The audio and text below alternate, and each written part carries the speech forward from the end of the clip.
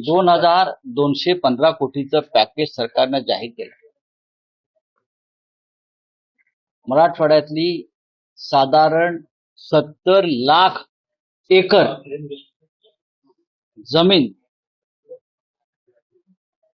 पिकं वाहून गेली. त्या जमिनीवर 70 लाख एकर जमिनीवरची पिकं उद्ध्वस्त झालेली आहेत. 70 लाख एकर जमिनीवरची पिकं उद्ध्वस्त झालेली आहेत. शेतकऱ्यांची घरं, पशुधन हे नष्ट झालेलं आहे. साधारण 36 लाख शेतकऱ्यांना हा फटका बसलेला. 36 लाख शेतकरी. आता या 36 लाख शेतकऱ्यांना त्यांचं पीक, पशुधन, घरदार गावाच्या गावं वाहून गेली आणि 9 लाख कोटीचं कर्ज असलेल्या या सरकारनं 2,215 रुपये कागदावरती मंजूर केले. आता isakal.com आहे देशातील नंबर 1 ची मराठी न्यूज वेबसाईट. प्रत्येक अपडेटसाठी isakal.com ला नक्की भेट द्या. शिवसेना पक्षप्रमुख उद्धव ठाकरे यांनी काल केंद्र सरकारकडून 10,000 कोटीची मागणी केली. केंद्र सरकार ती मिळाल्याशिवाय मराठवाडा पुन्हा उभा राहणार नाही. उभा राहण्यासाठी फार वेळ लागेल, पण तग धरणार नाही. आताच्या परिस्थितीत 10,000 कोटी तात्काळ मराठवाड्याच्या पूरग्रस्तांना मदत मिळावी अशी मागणी शिवसेना पक्षप्रमुख उद्धव ठाकरे यांनी केली. आता आपल्या सही शिक्क्यांच्या चिन्हाच्या पिशव्यामधून मदत वाटण्याचं काम तिकडे सुरू आहे. मी किती निर्लज्जपणा आहे. लोक मरतायत आणि त्या मृद्यांचं राजकारण तुम्ही करताय. बरं का? म्हणजे भगव्या पिशव्या ठीक आहे, त्याच्यावर तुमचे फोटो, त्याच्यावर तुमच्या पक्षाचं चिन्ह, हे राजकारण करण्याचं आणि प्रचार करण्याचं कोणतं तंत्र ह्या लोकांनी निर्लज्जपणाचं अवलंबलेलं आहे मला कळत नाही. एका बाजूला भारतीय जनता पक्षाचा वेगळा कारभार, दुसऱ्या बाजूला मुंडे गटाचं वेगळं आहे, त्यानंतर अजित पवार गट येईल. म्हणजे ही इथे सुद्धा स्पर्धा चालली आहे का तुमची? लोक मरतायत, आक्रोश चाललाय, लोक वाहून जात आहेत. म्हणजे अशा प्रकारे काम करणारं सरकार, निर्दयपणे काम करणारं सरकार या राज्यामध्ये किमान माणुसकी नाही. प्रत्येक ठिकाणी राजकारण आणि पैशाची मस्ती.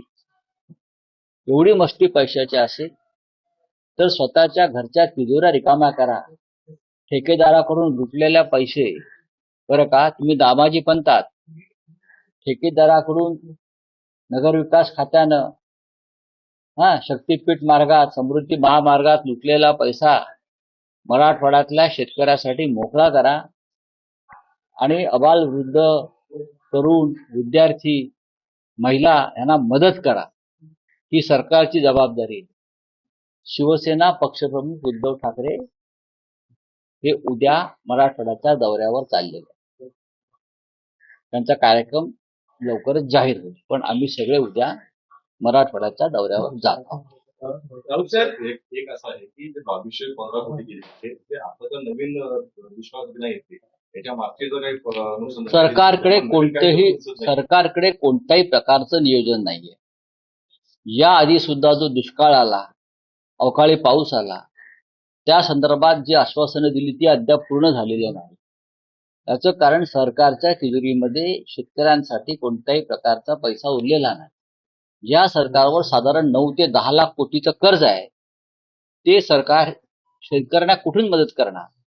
म्हणून नरेंद्र मोदी यांना माननीय उद्धव ठाकरे साहेबांनी आवाहन केलेलं आहे की 10,000 कोटी रुपये तुम्ही तात्काळ द्या. एक लक्षात घ्या, ओला दुष्काळ वगैरे हा शब्द सोडून द्या. हा आघात साधा नाही. फक्त पिकं नाही वाहून गेली, शेत, माती, जमिनी वाहून गेल्या. ज्या मातीमध्ये पीक काढलं जातं ती मातीच उरलेली नाही, ती जमीन उरलेली नाही. त्याच्यामुळे पुढल्या अनेक पिढ्यांचं नुकसान आहे शेतकऱ्यांच्या. मराठवाडा शेतीच्या दृष्टीनं पूर्णपणे उद्ध्वस्त झालेला आहे. हे या सरकारच्या लक्षात आलंय का? जे आपल्या दाढीचे फोटो बरं का पिशव्यांवर छापून मदत वाटतायत किंवा प्रचार करतायत, त्यांना हे कळलंय का की किती मोठं गंभीर नुकसान झालेलं आहे? काय ही मतं मागण्याची किंवा प्रचार करण्याची वेळ नाही आहे, त्यांना समजायला पाहिजे सगळ्यांना. हे भाजपलाही समजायला पाहिजे, हे मिंदे गटाला समजायला पाहिजे, आणि जे कोणी करू इच्छितात त्यांनाही हे समजायला पाहिजे.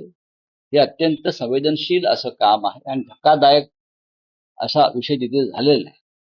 राहुल साहेब, महाराष्ट्रात एक विचित्र परिस्थिती तुम्हालाही पाहायला मिळते का? एकीकडे अतिवृष्टी आहे, शेतकरी संकटात आहे, पालकमंत्री शेतकऱ्यांच्या बांधावर जात आहेत, तिकडची परिस्थिती जाणून घेणार आहे, येत आहे. पण असं असताना आज राज्याला कुठल्याही सभागृहात विरोधी पक्ष नेता नाही.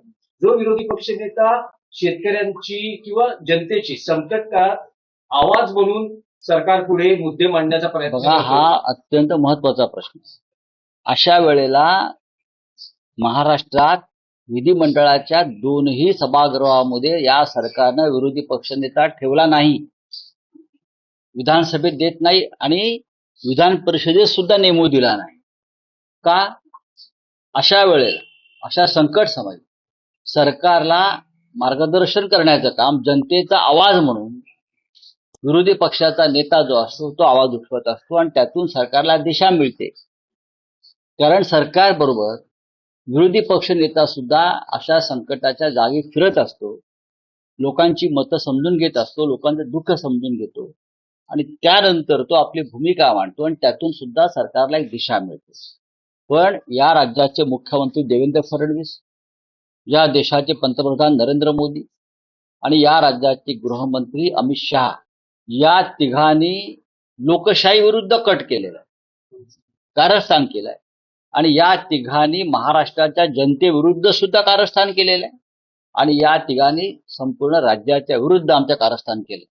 विरोधी पक्षनेतेपद नसणं विधिमंडळाच्या दोन्ही सभागृहात हा या राज्याच्या जनतेचा जो आक्रोश आहे तो दडपण्याचा प्रयत्न आहे. विधानसभेच्या विरोधी पक्षनेतेपदी भास्कर जाधव यांची नियुक्ती करावी असं विधानसभेतल्या तीनही प्रमुख पक्षांनी कळवलं. शिवसेना हा मोठा पक्ष आहे. विधान परिषदेमध्ये सुद्धा अंबादास दानवे निवृत्त झाल्यावर त्या पदावरून काँग्रेसच्या नेतृत्वानं सगळ्यांच्या संमतीने एक नाव कळवलेलं आहे. मला वाटतं सतेज पाटील यांचं नाव, त्यांनाही नेमलं जात नाही. याचा अर्थ काय समजायचा? लोकशाहीच्या गप्पा मारता ना तुम्ही.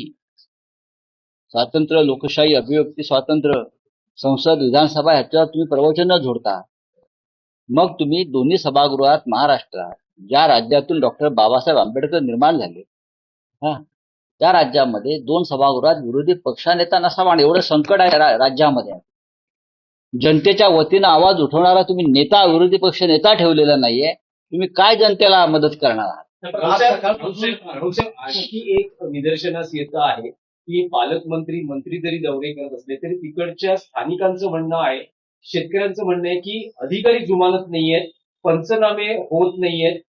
ते अनेक वेळा विनंती करतात. पालकमंत्री म्हणतात की एकही गुंठा पंचनाम्याशिवाय आम्ही राहू देणार नाही. पण आक्रोश बघायला मिळाला संताप आहे सरकारी अधिकाऱ्यांविरोधात आहे की जे याला जबाबदार कोण आहे? अधिकारी म्हणजेच अधिकारीच सरकार चालवत आहेत. कारण जे तीन पक्षाचं सरकार चाललेलं आहे त्यांची आपापसात साठमारी सुरू आहे. अधिकाऱ्यांच्या हातामध्ये राज्याचे सूत्र गेल्यावर दुसरं काय होणार? निदान अशा प्रसंगी तरी अधिकाऱ्यांनी किमान माणुसकी दाखवावी. पण अधिकारी काय करणार? तिजोरीमध्ये पैसे नाही आहेत, ट्रेझरीमध्ये पैसे नाही आहेत, कलेक्टर काय करणार, विभागीय आयुक्त काय करणार, ते सुद्धा डोक्याला हात लावून बसले आहेत. आणि म्हणूनच मिंद्यांसारखे लोक या परिस्थितीचा फायदा घेऊन आपल्या दाढीचे, चेहऱ्याचे फोटो टाकून मदत देत आहेत. अहो, सरकार आहे ना, सरकारची मदत आहे. महाराष्ट्र सरकार म्हणा, तुमच्याकडे किंवा फडणवीसांच्या लोकांकडे इतका प्रचंड पैसा वाहत चाललाय का पुरासारखा की तुम्ही तुमचे फोटो टाकून मदत देताय? तुम्ही इथे सुद्धा अमानुषपणे राजकारण करताय का? माणसं मरतायत, वाहून चालली आहेत गुरं ढोरं सगळी. पण अतिवृष्टीची सर परिस्थिती येण्यापूर्वी जो काही आपत्ती व्यवस्थापनाचा जो निधी होता तोही दिला जात नाही आणि अधिकाऱ्यांच्या का आपत्ती व्यवस्थापनाचे जे मंत्री आहेत ते गिरीश महाजन आहेत.